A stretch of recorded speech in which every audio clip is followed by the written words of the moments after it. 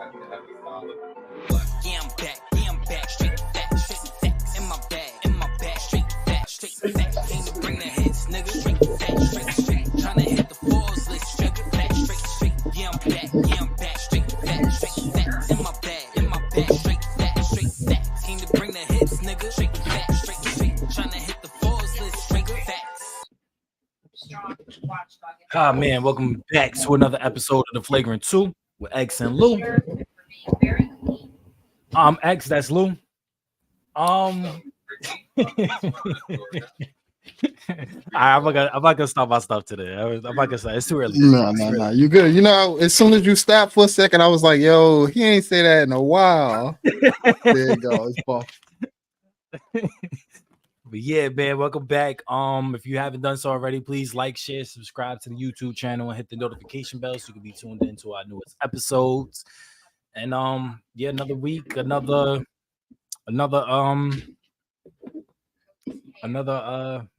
deadline gone by. Super Bowl weekend, Valentine's Day weekend. It's gonna be a lot of people finding out that they're the side piece this week. That's tough. Hey, you know what Wednesday is for, and then the next Thursday is really for, man. You know what I mean? If you celebrating on Thursday, just know. Like, I got you. Like, we're not gonna celebrate during the week. We got the weekend. Come on, we got the whole weekend. Mm-hmm. Come on, we're not gonna celebrate on the day. Like, it's in the middle of the week. You know, we got work and stuff. All right. Mm-hmm. But nah, man. Happy Valentine's Day to all those would be. Yeah, because we won't be all there. that. Yeah, happy Valentine's Day, man. And happy Super Bowl weekend. Happy Super Bowl weekend. Because shout out to Super Bowl, man. Shout out to my boy MVP 2 times. Yeah. Shout out to Truce. Shout out to my boy Lamar. Speaking about that, I mean, speaking of my MVPs, there's only 3 players right now outside of Embiid, because Embiid probably done into the playoffs. But there's only 3 players right now in the A that I could say is fighting, like legitimately fighting for MVP right now. Who you got? Who you talking about? Shea, Luka, and Joker. Those 3. Yeah, sounds about right. Sounds about right. With the outside looking in, you got to think of like Giannis. I think Giannis, KD is getting in. KD is he's putting a lot of good games together. Kawhi is right there. Steph is having an unbelievable year, despite the fact that his team sucks. Yeah, he's getting back to the first few weeks type of progression, because when he got injured and then came back a little, he was just looking regular. But now he's looking fantastic. What was it, 60 points last game? Now 40 points this game on a road trips. Like, come on, they could have just rested, and if they would have got an L, everybody would have been like, "Oh, it is what it is. That's the road trip." Last few games of the road trip woes, but nope, he goes for the last 2 games to average 50 points like crazy. Facts. Yeah. So shout out to Steph, man. So and shout out to Clay for not showing up for his teammate. Oh my God, man. I don't know if it's a psychological thing with Clay right now, because I feel like going into the season, you have the contract looming, and you're thinking about the contract. So I think he's going out there and he's pressing and not playing his game, because a lot of his game is predicated on open looks and screens and a lot of misdirection, and he's not really doing that right now. A lot of it is like, I'm gonna get the ball, and as soon as I get the ball, I'm going to do something to force the shot, to force the issue, instead of going with the flow and going, because a lot of his shots don't even seem in rhythm. They seem like forced. They seem very forced, rushed. Yeah. Too strong, because you could tell off the bounce if you a little too soft, a little too strong. A lot of his shots are too strong, so you could tell that he's pressing. Like, I don't want to put all of this on a contract, because I mean, you're what, 14 years into the league right now, 13. something like that. Like I can't put it all. This is not your first contract. This is not you going into this season. This is you're coming off your rookie contract and you're looking for a max extension. This is somebody that's a invested vet who already had 2 contracts and you're looking for your third. Yeah. If you play your game and you play within the system and you know, you go out there, you averaging 16 to 20 points a game, or good look, efficient shooting, in rhythm, because that's Clay's game. In rhythm, your misdirection, coming off of pin downs and screens, you're gonna get a contract. It may not be the max you're looking for, because at this point in your career, can we give Clay the max? No, but we could give Clay something equivalent to what he's valued to be a max at his level. Right now, I give him a 1-year prove it deal. Right now. Yeah, no, that's a whole fact, and I'm with you with everything. Is yours a little loud, bro? I'm getting feedback. Straight facts. Yeah. I think I'm good. Yeah. I'm good. You can still hear me fine? Yeah, you're good. All right, I'm just making sure. But like I was saying, with Klay Thompson, it's a whole prove it thing. Not even prove it to get a contract, not prove it to, like, you know, he just trying to prove something to himself, like, yo, prove something to the world, like, yo, I can still contribute. He still feels he's a max level type of player. Where it's just like the max level Klay that we got was a 2-way player who played within the offense and let things flow. When you were hot, you let him fly. Now, like you said, he's pressing. He got something to prove, and he's going out there, whether he's hot or not, he just shooting up the shot, just trying to see one going. And you know how certain players are. You know, you probably dealt with some in your lifetime where you just sitting here like, yo, that's a bad shot. And you playing bad right now, but they still shoot it because they just need to see one go in, and they just feel like once they see one go in, it's going to be a constant flow. But for him, even when he makes one, he's still taking another bad shot. He's just doubling down on that bad shot that he just made. Yeah. And think, oh, all right, it's going to start going in. Then it even trickles down to some of his open shots, because now he's questioning his open shots because he's just taking bad shots. He's like, yo, is this one going to go in? Is this one going to go in? Where it's just like you just need to flow with the offense. You're not who you were. You defense wise, guess what? Kuminga and Wiggins are the people who's a point of attack defenders. Now you're basically in a backline help where you got a rebound and everything, and you're not just accepting that. Yeah. And going with the flow as the team. And now you're trying to prove that you get a max contract. Like, oh, we can't give you one, then give Kuminga one. We just gave Wiggins one. We had to sign Steph Curry and Draymond. Like, I'm sorry, you're kind of squeezed out, and you're not even making the case any better. Yeah, facts. So, you know, as a person who avidly watches the Warriors, that's how I feel. Sorry, go ahead. I mean, but this goes back to the draft where they drafted the big over LaMelo. And in my opinion, you draft LaMelo. He ain't even got a name. Yeah, I forgot. Wiseman. Yeah, but you draft LaMelo, you potentially have a replacement for Steph and Clay, and now you have your face of the franchise moving forward. I just, that to me was the most miscalculated, because I understand why they got Wiseman. I really do. I understand why they got him, but also when you look at how their system and their scheme is set up, it also is counterintuitive to why you would draft Wiseman.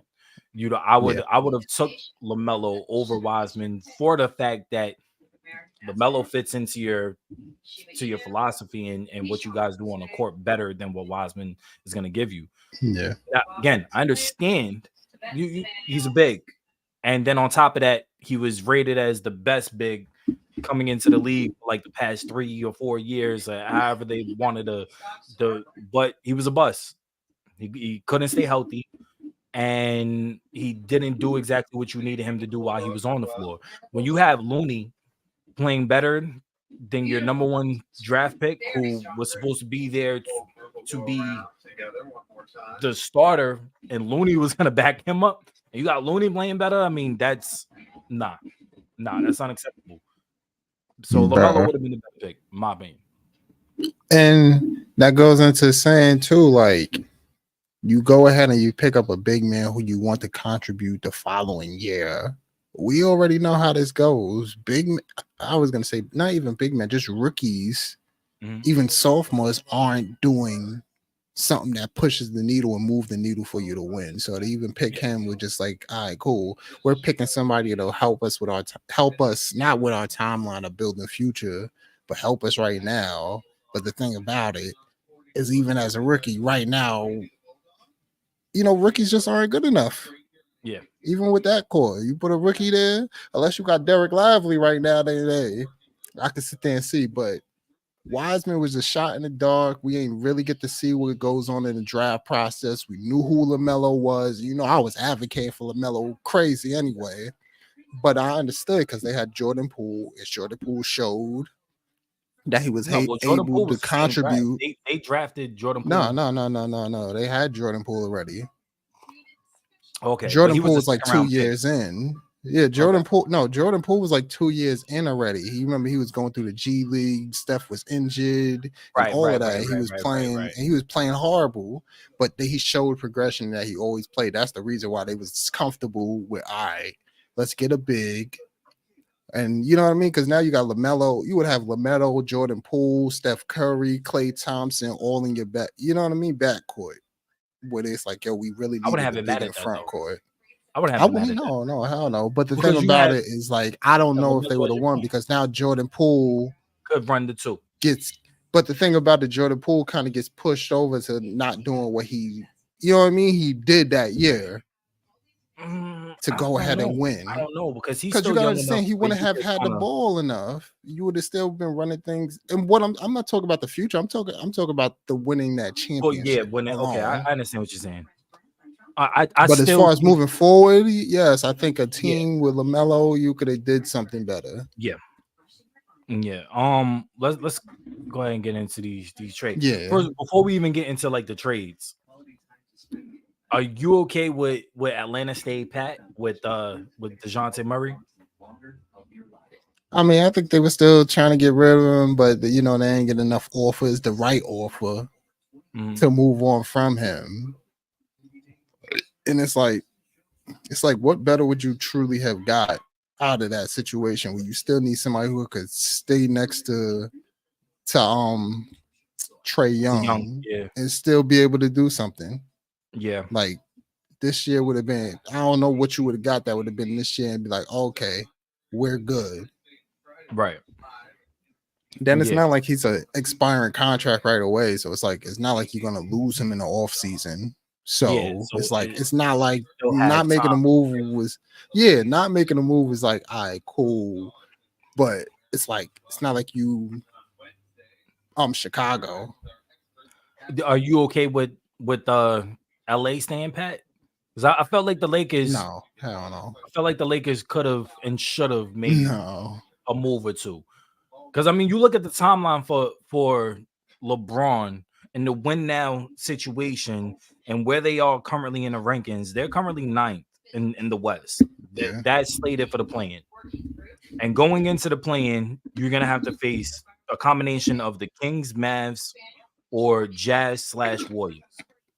And of those 4 teams I just named, all 4 have the potential to knock the Lakers out. Currently. Yeah.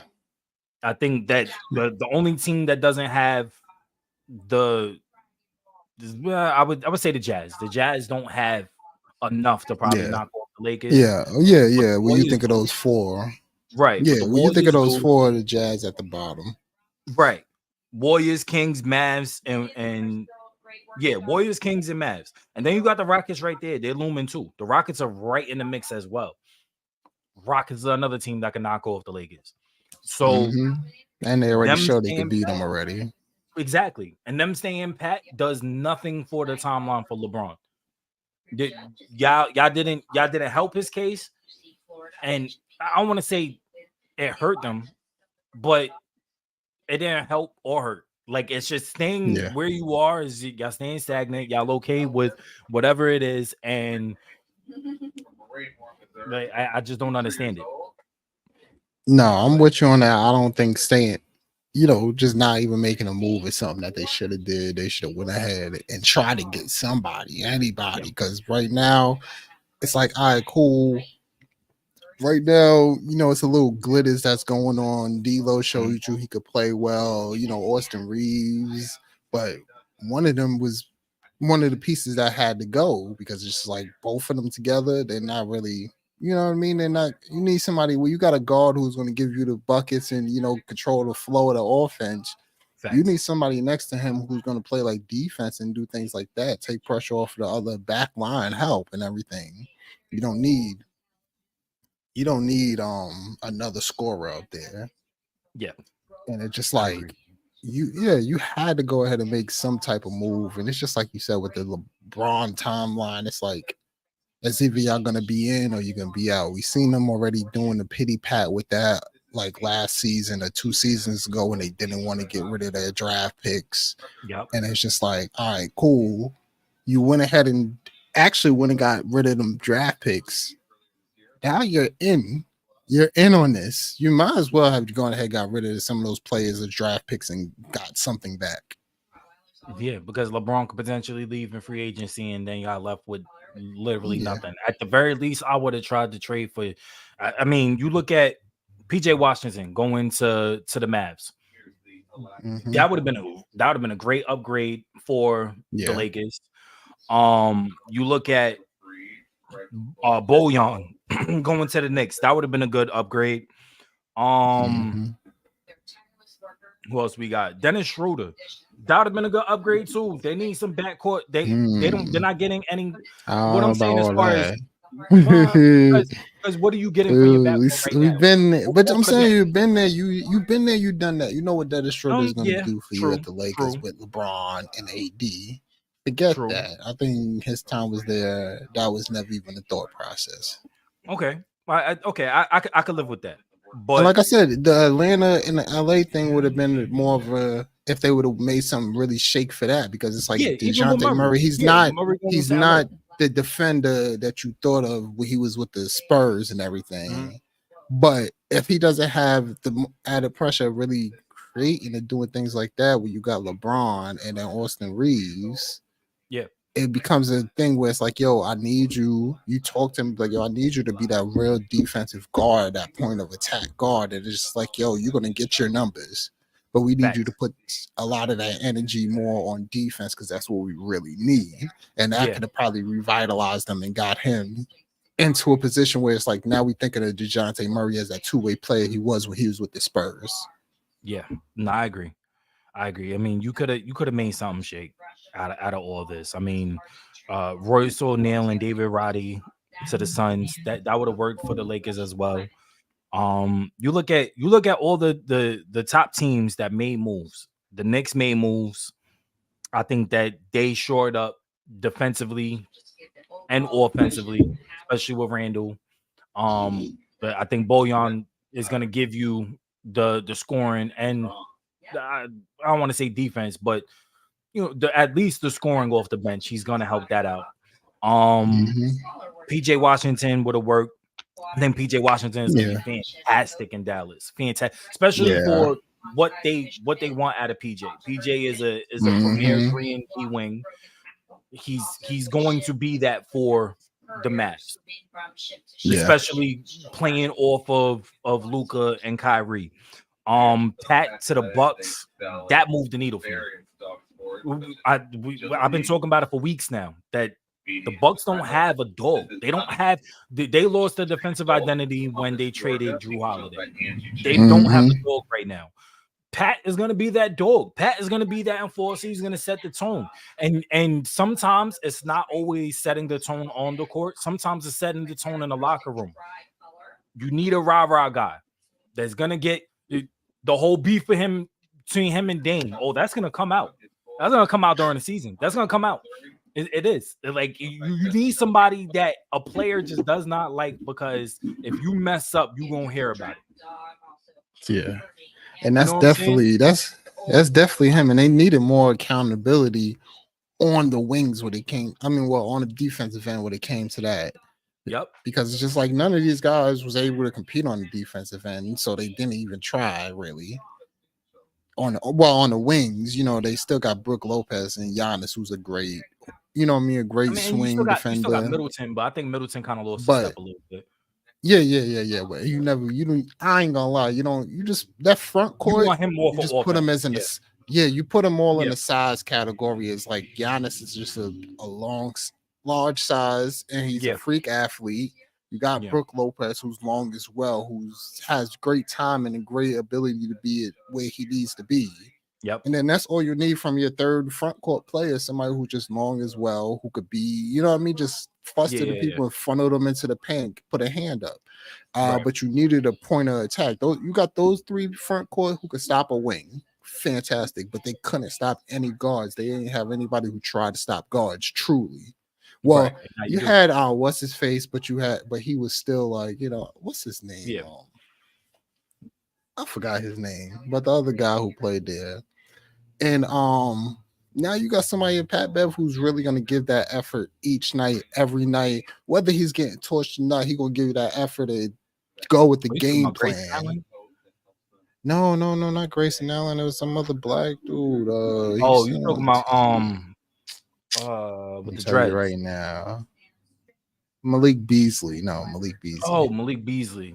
He ain't really moving like that. I mean, he's cool. No, that's what I'm saying. That's exactly what I'm saying. He was the starter. Yeah. So he'll give you that effort that he tries to defend. Like you always say, willing defenders. These are guys who's willing defenders. They're not. He's not a negative defender, but he's just like a regular neutral defender. Yeah. You need somebody who's above, you know what I mean? Above and better, who's going to really give you that effort. And you're going to just be like, damn, he's a pass. So like, even if he's not truly getting a true stop, he's making me work for this. And that's what Pat Bev does. Right. Like I said, like you said, it kind of moves the needle for them as far as their team dynamic. But I don't know if it moves the needle as far as like, who you're competing with. Because you still gotta go against the Celtics. You still got the Knicks is still right there. I mean, you still, even without Embiid, you still got to worry about the 76ers, the Pacers who can outscore you. And I ain't worried about no 76ers. Like you said, the Knicks. That's it. So you got the Celtics. I think they're above. Well, not the Celtics are above the Bucks, and then you got the other three who's literally right there with you. Yeah. Where it's like, hey, y'all played against the Nets, and the Nets was right there with you, even without their stars when y'all won. So now y'all are just a bunch of older with a few teams that's right there too with y'all. So it's just like. Now y'all just older with the same situation that you had against the Nets, and y'all lucked up against the Nets for a foot on the line. Yeah, facts. Now you're older and you gotta deal with some of these younger teams who's got momentum going right now while y'all 1-6 since Doc came. Hey, you're gonna see how that goes for the Bucks this playoffs. I mean, but I still like the move. I still like to pick like up Pat. You said, because we were just even talking about it last week, and Pat Bev was one of the names that we even put up there. Yeah, and I like Pat for the 76ers, and I think that was a better. I wouldn't have traded Pat to the Bucks if I was the 76ers, and I understand the whole trade and everything about that nature, but at the end of the day, Pat was doing stuff in Philly, and he kind of set the tone. He kind of got those guys a little gritty, and I think that he was a huge influence on Maxey. I think that he was in his ear, getting him in the right spots and everything. Pat is very smart. Pat is probably one of the smartest defenders in the league. He knows what to say to get you out of your zone. He knows how to defend you. He plays you.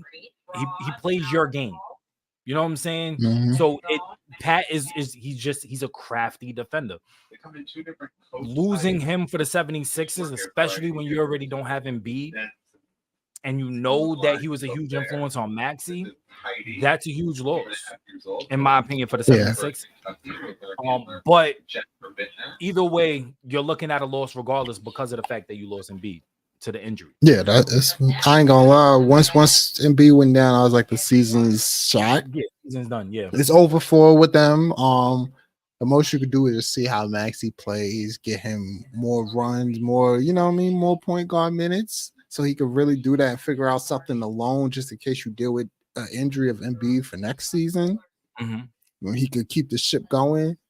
And so I was like, yo, once Philly went ahead and traded Pat Bev, any move Philly made to go and pick up some assets or something with clear cap space for whatever next season, I was like, that's fine. Because right this season, it's over yeah, for. because what they got campaign and a second round, and because I think the campaign was more of a salary dump for both teams, honestly, with Pat and Cam, but Cam. I think the reason why they traded for Cam is because Cam gives you a little bit more scoring than Bev will, but you're losing that dog, you're losing the mentor to Maxey, you're losing a little bit of your identity that you was creating in Philly, because this is post Harden. Now you guys have a new identity, you have a new head coach, you have a new, a new system, and Pat kind of helped implement that. And I don't know if they traded him because they felt like his services was done as far as the culture was set because of Pat, and now we don't let's try to get somebody else in here to kind of shore up, because now we're going to be losing the scoring from Embiid. All we have is Maxey and a couple of role players. Cam comes off the bench, kind of gives you a little bit of that of what Maxey brings, just at a lesser value. I'm not really sure what that pick was, or that trade was, but I feel like the trade was more for the Bucks, because It's more Bucks. The Bucks need that. They need the dog. Yeah, that's what it was. The more so, and like I said, I could see Philly doing it because, like I said, this season's done for, and they traded Pat Bev. They got Cameron Payne, which is just like, all right, whatever, just a little backup. And then you got a 2027 second round pick. And so it's like, hey, look, if things start shaking, things start going bad, you got to move Embiid or you move Maxey or something. Who knows? Depending on how disgruntled people might get, who knows? Right. You got, you know what I mean? Then you picked up a draft pick. Hey, who knows? Tobias Harris with this draft pick, maybe it might get somebody next for you next season. Who knows? So it's just like, that's what they did. How you feel about Detroit outright waiving Killian Hayes? That's tough. That boy. Look. Tough. He's a 7th round draft pick. That's 7th round, 7th overall pick. That's tough. I mean, look, at the end of the day, I ain't like him in the first place. Like, as far as once the season came, I didn't even think he was going to be a part of the rotation. Maybe like a part of the rotation, but not in the starting lineup. They put him in the starting lineup because you got Jaden Ivey and you got players you want to play that you got to get right. So I felt like, he wasn't even going to get true minutes. Like, he was going to get minutes, but not really true minutes, because we need to develop the guys. And now his camp talking about he wanted second round cash consideration. Because guess what? Nobody wants him. Everybody's been watching him. Everybody has him on the scout reports, and their scout report is he does nothing. This guy, what they said about Josh Giddey, what he was talking about, this guy doesn't even play basketball. That's what Killian Hayes is. He was getting better. And like I said, I'm going to chalk this up to a Dante Exum type of thing, where I think that's really the mold he needs to go ahead and follow. Go overseas. Develop your game. Get your 3-point shot up. You know what I mean? Because that's what Dante Exum went overseas, got his 3-point shot up. He was shooting like 40 something % overseas from threes. And when you think of Dante Exum, you don't even think of him shooting back then in the league. So now he's back and he's playing fantastic. That's the type of, you just got to look at him for inspiration. Like, maybe even contact him. This is the NBA. Y'all can figure out. Somebody got mutuals. Facts. And figure out what he did mentally. Because like now you talking about you in Detroit, they took you out the rotation really, for Jaden Ivey. And you talk about, your camp talk about they want a new role, a new whatever, a new team. All right, cool. Go ahead. You go play for the couch potatoes. Like, I could see him even going to the G League, somewhere like the Warriors G League, somewhere where he could truly develop his shot and just play ball without the outside noise. Because I think Detroit and DC right now is a bad place for young players to be because of the losing. Yeah, When you're in a culture like that, you're gonna press, you're gonna try to do a little bit more. If he goes to a winning culture, a program that has a winning culture, but not the actual team. You go to the G League, you're gonna have the other guys there. You're gonna have the coaches that's going to coach you up. You look at that. There's four G League teams right now that have really good cultures in place where their main focus is developing their players so that they could bring them into the fold. The Warriors, the Knicks, I think what was it? I think the Jazz. I think the Jazz is one of them, and Cleveland. Those four G League teams right now, their main focus is on we're gonna develop these guys because we either gonna use them as trade bait. The OKC is one of not Jazz. OKC. We're gonna either use them as trade bait or we're gonna bring them into the fold, and we're going to play them. And I think the Knicks and Warriors are top two with teams like that. You go to a winning program like that, and you have the coaches there that are willing to help you and develop you and get you right. You're going to be great. But you need to be able to take a step back and be able to do that. I don't think right now. I think Hayes, where he was drafted, he thinks that he is that pick, and that sucks. When you get drafted that high, you come into the league with that mentality that you are that high. And I hope that this firing, because literally, I hope that you getting waived. You take a step back and you look at yourself in the mirror and say, like, oh yeah, I need to get better. I need to do this so that I could be on an active NBA roster, or go overseas, like you were saying. But I think that his best bet, if he wants to enter back into the league and get onto a team, is to attach himself to a G League team and develop himself. And that's going to take a year or two. This is not going to be something that's going to be overnight where he's going to go to a G League team and get a 10-day contract and show his worth on an NBA roster. No, he's going to have to take a step back and take a year or two, take the rest of this year, take next year. He's still young enough. He's 20 years old, 19, something like that. At the end of the day, I don't know. But either way, you take 2 years. You take this year, you take next year, develop yourself, and then see where you are. But only at that point in time, because people are gonna be watching the G League. You're gonna have the scouts out there. You're gonna have the, you got the summer, you got the Vegas games, you got all of that. Do that.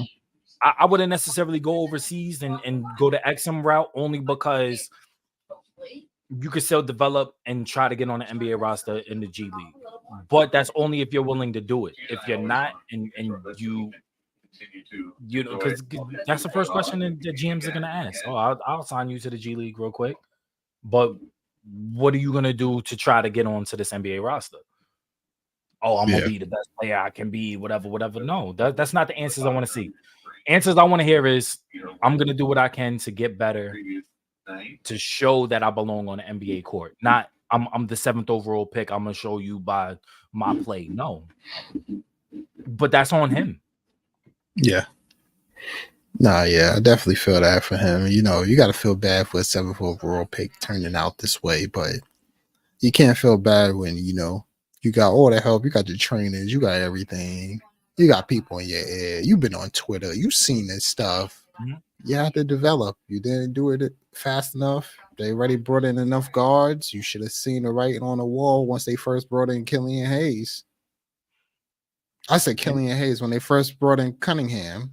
Yeah, when they brought in Cunningham. When they brought in Cade and they drafted Jaden, writing was on the rule for Killian. Yeah. But the thing about it is, the thing about it is they brought in Cunningham. He got injured.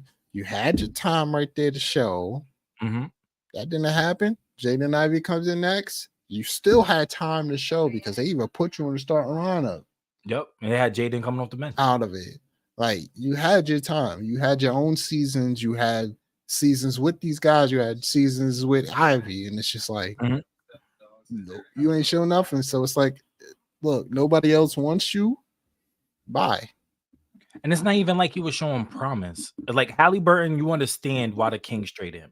You understand. Like, he showed promise, but the thing is, he was either the odd man out or that pick to me was dumb. You already had De'Aaron Fox, but I understood the pick for Halliburton. I think Halliburton would have been better served being picked up by the Knicks or being picked up by another point guard needy team at that time.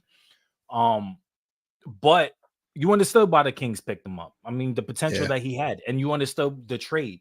He still had the potential, and you traded him while he had that potential, and he's flourishing in the Pacers because they needed a point guard. Now you see in this situation with Killian, maybe he goes to a situation, maybe he gets picked up by another team, and he goes to a situation where he could, kind of show what it is. But I don't think it's going to be the same case, only because you have a player that's not getting better. And he had 3 years to get better. You're in your third year. Is it his third year? I think it's more. I so. It's either his second or his third, but I'm pretty sure it's his third, if I'm not mistaken. Because this is Cade's second year. This is Jaden Ivey's first. No? Yeah. Yeah. So I think this is either his second or third year. Oh, 2020. Yeah, so it's his third year. Yeah. Yeah. So tough luck, buddy. Tough luck, buddy. I don't feel bad for him, but I feel bad. Nah, not at all. Yeah. I don't feel bad. You had everything you needed. Then we got Robin Lopez to the Kings. That was just a dump. Cash to the Celtics. Yeah. Jaden Springer to the Celtics. Also, a small move. Really doesn't move the needle. Corey Joseph and Cash to the Pacers. I think that was a good pickup for the Pacers. Gives them a little bit more depth. But also helps out and they had to. And I think they had to do that because you got to also realize too they had moved Buddy Hield. Mm-hmm. The Sixers got Buddy Hield. I forgot to mention that earlier. So between them two, the Sixers got Buddy Hield. The Pacers lost Buddy Hield. Obviously picked up a guard and.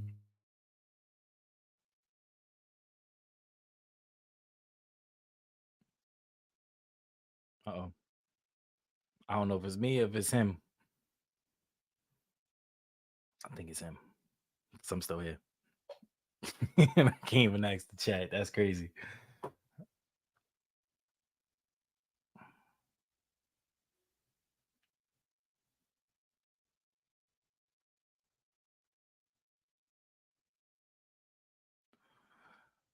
Well, this might be our episode.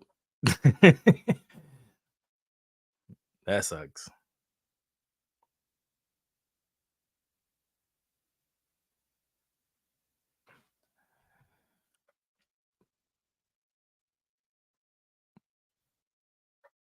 Yeah, it was him. He'll be back in a sec. He'll be back in a sec.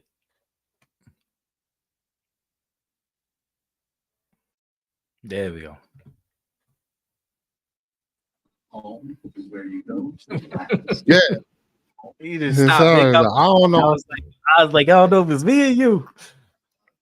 Yeah, I don't know my Wi-Fi. I don't know why my Wi-Fi went on my laptop because my TV's going fine. I just went into my hotspot on my phone real quick because my TV's running fine. So I don't know why. But yeah, I think they made good moves with losing Buddy Hield. They still picked up some assets behind that. Mm-hmm. It wasn't nothing. It was really like they ain't really getting nothing much for Buddy Hield. I ain't gonna lie. They didn't. It's just like they just wanted to get rid of him. It's probably a contract thing coming up. It's definitely the contract. I ain't gonna lie. So that's pretty much. And then they replaced him with Doug McDermott, who's a good shooter in his own right. Yeah.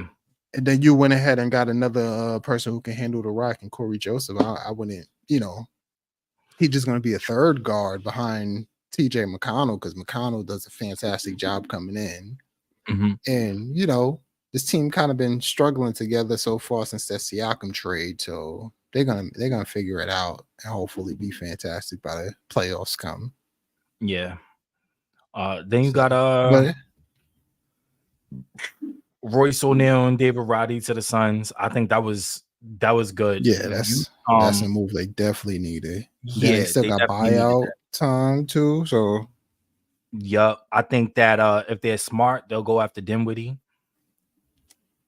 Dinwiddie is what's his face? Dinwiddie He's on he was traded to the Toronto. Raptors and then waived. Oh right, they did waive him. You right, Uh-huh. Yeah. So I think that if I was the Suns, I would go after Dinwiddie. Because they could use some depth at the point guard position coming off the bench. Oh yeah, but when you think of do you even think of Dinwiddie? Dinwiddie point guard. He a guard.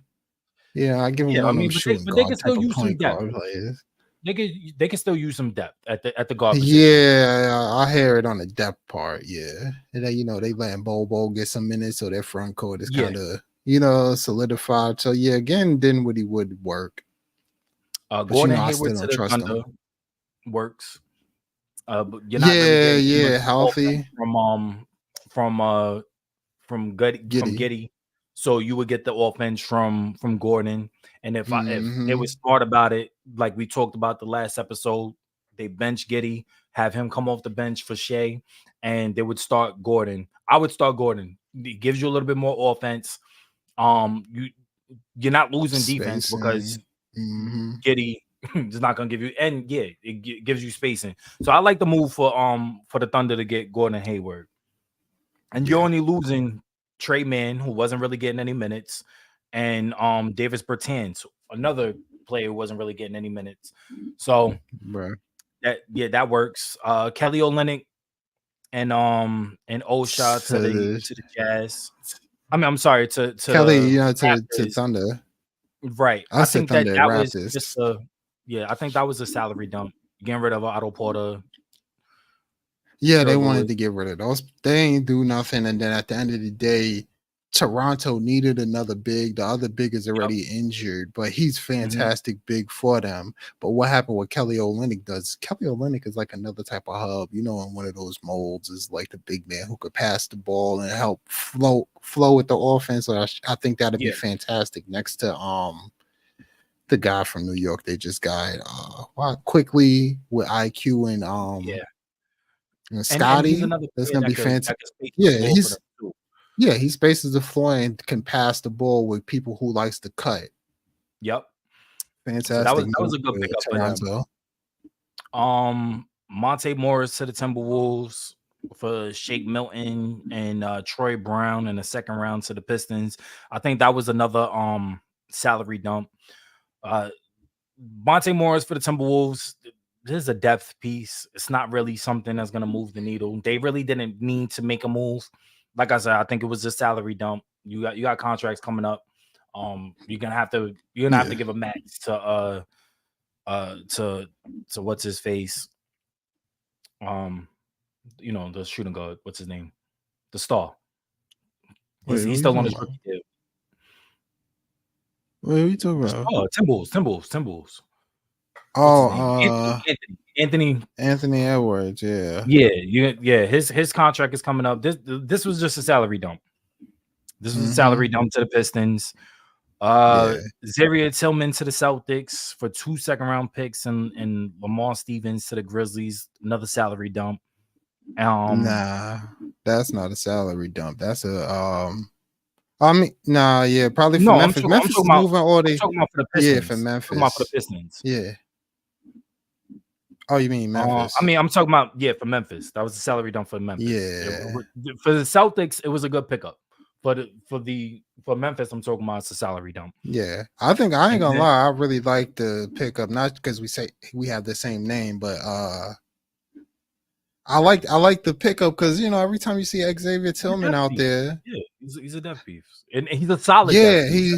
That's what I'm saying. You never sit there and watch him play the game. You be like, and he does something boneheaded. He does something. He's just an extremely solid player who does everything right out there in the court. So it's like when you think about that, that's another player that's kind of like like Al Horford. Obviously, he Yeah, don't shoot the ball, but he's always out there in the right position. He does the right thing. He grab rebounds, and it's just like, yo, you lost Robert Williams last season, and this is the replacement as far as having another piece in that front court who can rotate in between Porzingis, Al Horford, and you need another big man who's just going to be able to rack up fouls against people and guard them tough while they're out there. You have that now. So it's just like, I think that was a fantastic move for them as far as bolstering that center spot. And I think the Celtics is out here pushing all the chips in to make sure they got something good to go into the playoffs with and go against some of these big men. Not facts. No, I agree. Especially when you look at who they're gonna have to ultimately play against, the Knicks, the Heat, etc., the Cleveland. Mm-hmm. And there's before we wrap up, let's just talk about this Knicks trade, because I feel there's two things that I feel about this. Like, I understand why Tibbs wants Alec Burks back because of the defense that he provides, but Alex Burks doesn't move the needle. Bojan moves the needle more for me only because his scoring and his passing. Yeah. And he's somebody that is going to give you quality minutes outside of Randall. And on top of that, it's somebody when you want to go small ball and say you move Randall to the center, offers you more spacing because you know where Randall wants to be on the court. Bojan is going to give you more spacing. He's a decent 3-point shooter. He's a above average passer, and he could get rebounds. Three things that you need out of the Knicks kind of what Tibbs likes to run. And I think that it also shored up what else they was missing. We already talked about Grimes not really fitting in to what they're doing as a starter. Well, you already have somebody that is fitting in and that's being fantastic as a second option next to Brunson with DiVincenzo. Then you have Josh Hart. Yeah, I know. Then you have Josh Hart. You have and then you have the emergence of freaking what's his name? The small guard that they got. The small guard. The small guard. Oh shoot, what the hell is his name? I don't know about small guard. McBride. Yeah. Miles McBride, Deuce.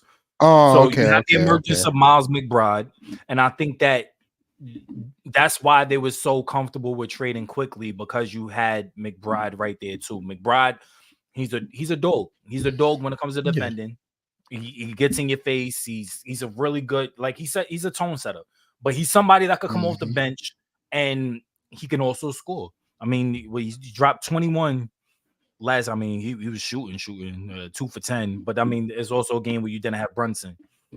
But coming off the bench, not starting, I mean, he gives you quality minutes as a 3-and-D point guard, and then you still have DiVincenzo. So I think that they was comfortable moving off of Grimes because you have the emergence of DiVincenzo. I think that the Warriors should have kept DiVincenzo because they could obviously use him right now next to Steph with the struggles with Clay. And then you bring in Bojan, you bring in Alec Burks for defense. Alec Burks is somebody that could come in for 15 minutes and provide really good defense and be a spot-up 3-point shooter. This Knicks team, they're gearing up for the playoffs. They're gearing up because you look at the other teams that they have to go against. You're going to have to see Cleveland. Yeah, you beat them last year in the playoffs. So a whole nother year. And they're playing a lot better than they played last year. Especially with, they got whatchamacallit in the middle of the season. They're gelled. They're all playing cohesive. They're playing really good basketball right now. You still got the Celtics that you got to be wary about. Who's going to stop Tatum? And if you stop Tatum, who's going to stop Jaylen Brown? So this is them shoring up his left hand. No, go ahead. But all jokes aside, this is them shoring up against the Celtics, against the Heat, who ultimately, they fell against in the playoffs last year. Again, I still think that even without these moves, they could beat the Bucks in 7 games. I think I know that they could beat the 76ers without Embiid in 7 games. This is for the Celtics and the Cavs. Those are the only 2 teams right now where I can say in a 7-game series, it's gonna go the distance, and there's no clear-cut divider outside the Celtics. There's no clear-cut divider on who's going to win the game. This was their moves to shore up. We're trying to beat the Celtics. We're not worried about the Cavs. We're not worried about the Sixers and the Bucks and the Pacers, the Heat. We're worried about the Celtics. Celtics is the team to beat. This was a move to help do that. But the Celtics did enough during the trade deadline to get in Tillman. They did enough to still level the playing field as well. So I don't know. It's gonna be interesting. Come postseason. Yeah. When it comes to this trade, because I know when you first contacted me about it, you ain't like it. It was the Burks. It was the Burks. I would have rathered Buddy Hield. I would have rathered because I wanted a little bit more scoring next to. This is what I was gonna say. Y'all ain't like it, and it's just a Knicks thing because this is like when you think about the players you was thinking about, like Jordan Clarkson, people like that. Now when you go ahead and you look at the trade deadline, and you're like, yo, we got Alec Burke and Boban Bogdanovic, and you're like, what this ain't what I wanted. But the thing about it. But the thing about it is like, yo, you go ahead and you get, like you said, I think Bogdanovic, he was a fantastic pickup because he helps stretch the floor. He gets y'all through this moment in time where y'all don't have front court players available in Randall. And he could fill into that role to, space the floor, get those shots up. And then you lost IQ. Well, you got rid of IQ. You had to get rid of him. To get OG, so you filled up that small forward spot, boost that up, and you get a guy in Alec Burke where Tibbs is comfortable with him. He can truly run their offense in that second unit, and what he's been doing in Boston, Detroit, he was playing fantastic in Detroit for his minutes. And every minute that he was out there, you sat there and you looked and you like, damn, this guy is really playing good ball. So it's just like. After coming in after Brunson, now you have a guard that you could truly trust because DiVincenzo isn't a guard who's going to be on ball, truly running the show. He could, he's better off ball and things like that. So it's like coming with Alec Burke. It's just like I hear what you're saying, but I think he's going to be fantastic for the Knicks.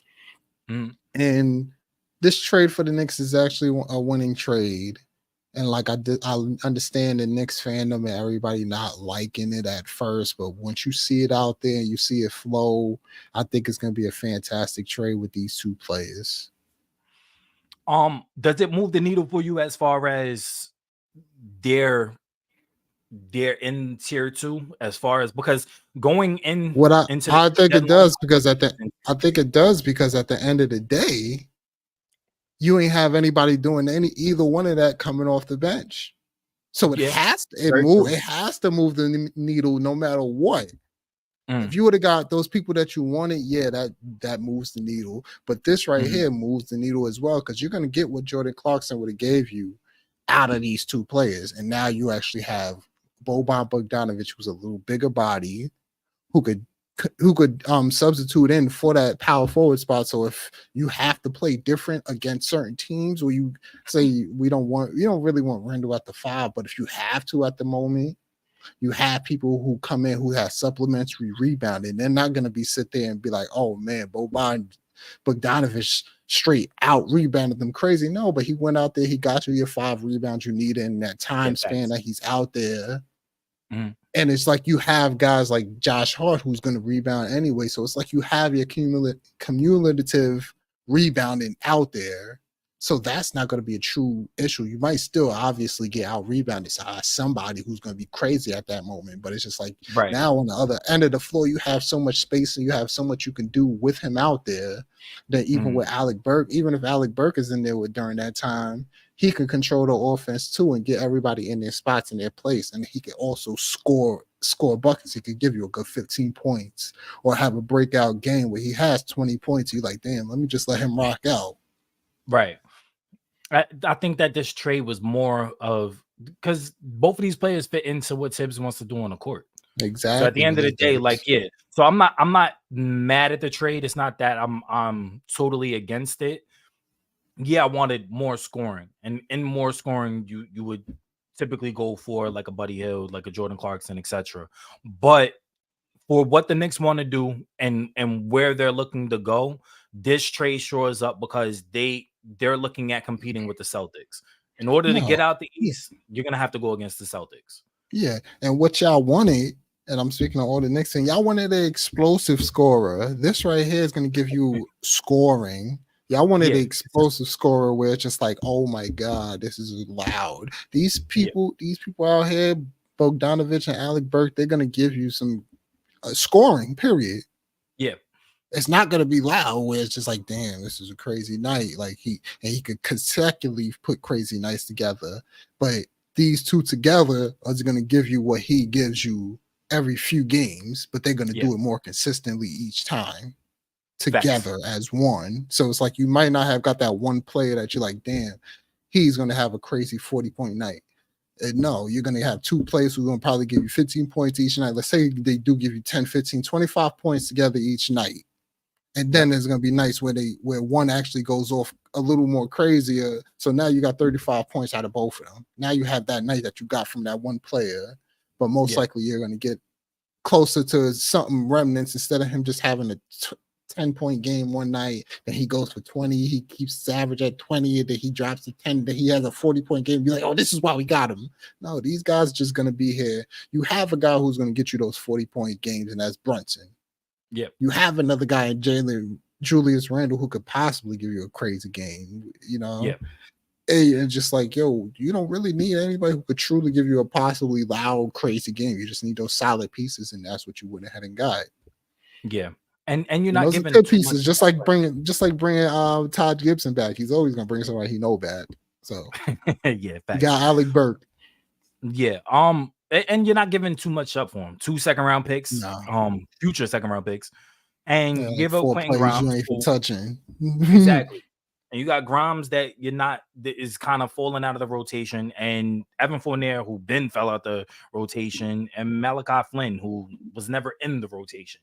So it was a good trade. I'm not gonna lie. Like I at first I didn't like it, but then the more like I sat on it, the more I was thinking about it. The more I was looking over the makeup of the team, because it's not always about the splash trade. You want to make smart trades that are going to bring in players that are going to fit in what you want to do ultimately on the floor. This is that trade. I the more I thought about it, the more I liked the trade. Do I still want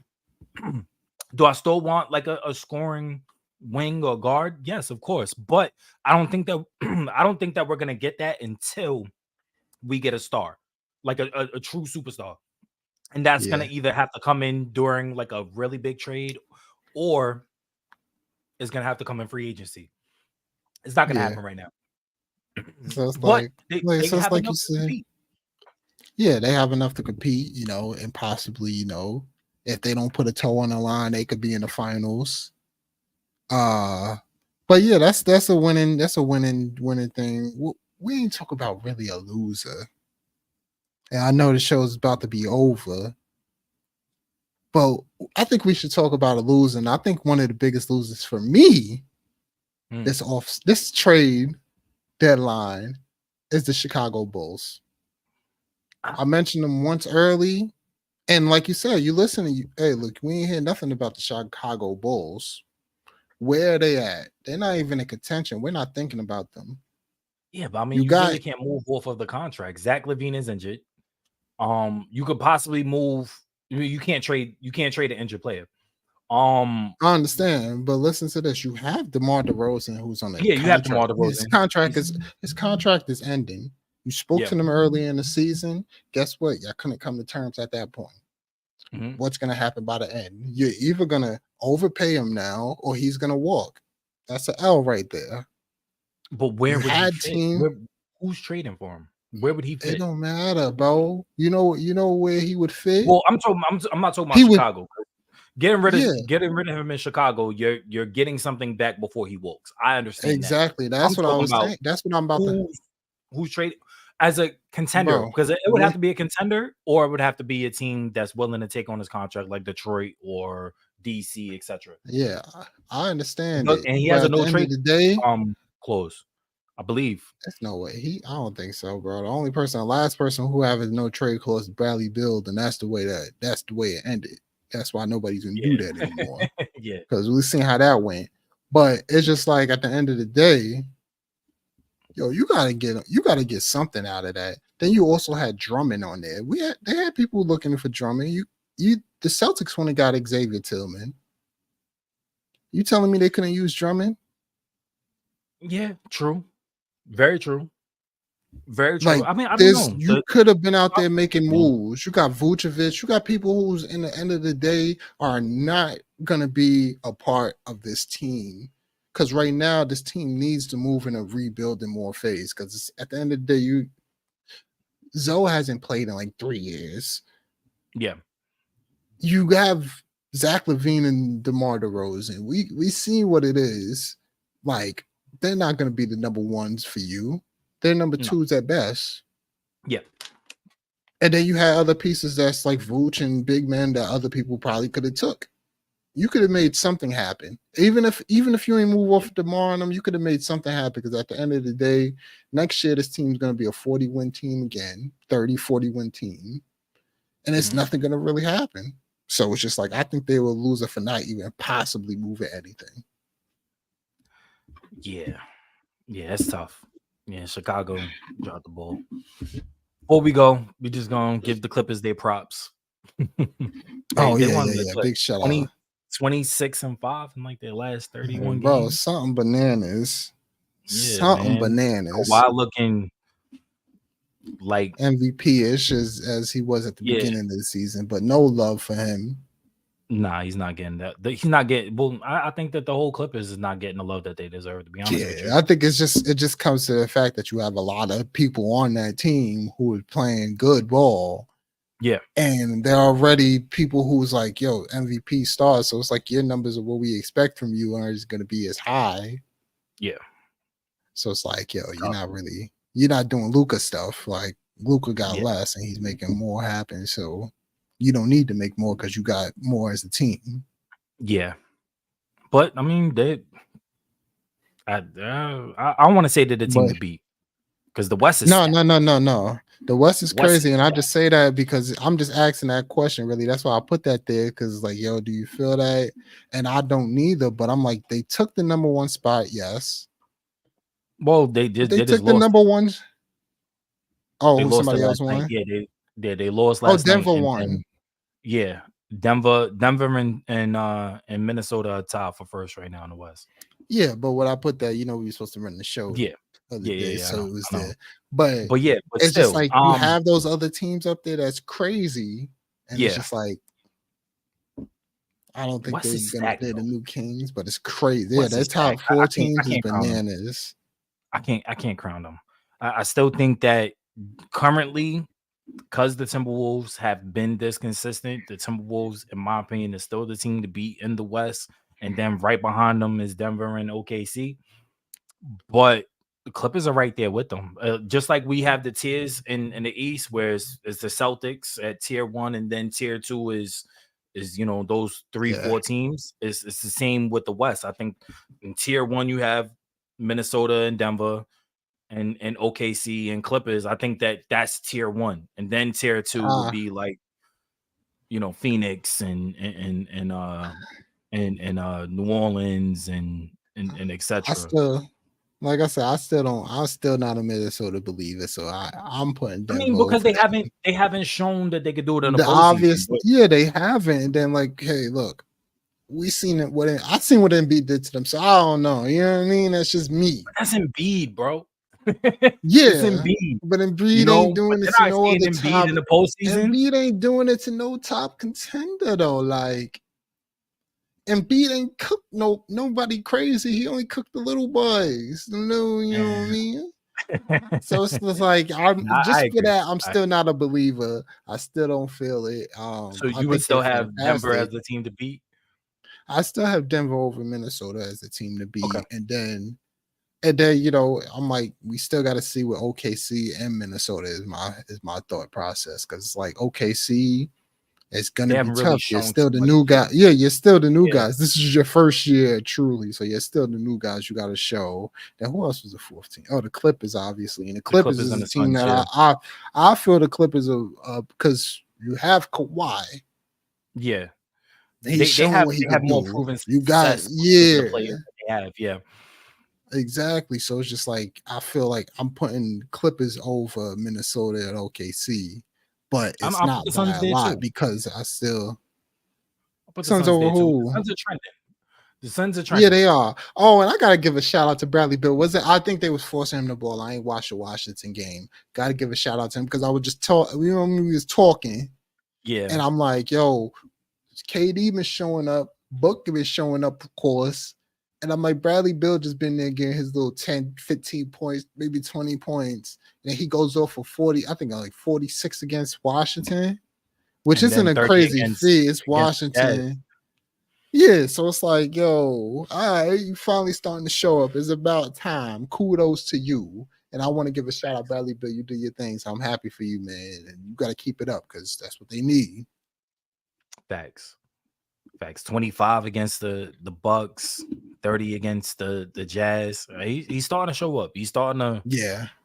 But we said at the beginning of the season it's gonna take a while for them all to gel and see what they like to do on the court. Now they're actually figuring it out. You see KD looking like OKC KD a little bit, dunking crazy. Yeah, they're looking good. They're trending in the right direction. Yeah. So, but yeah, that's our episode, man. Check this out. Definitely. Y'all already know the vibes, man. Like, share, sub, and all the above. Hit the comment section and tell everybody about us. Look, I got my.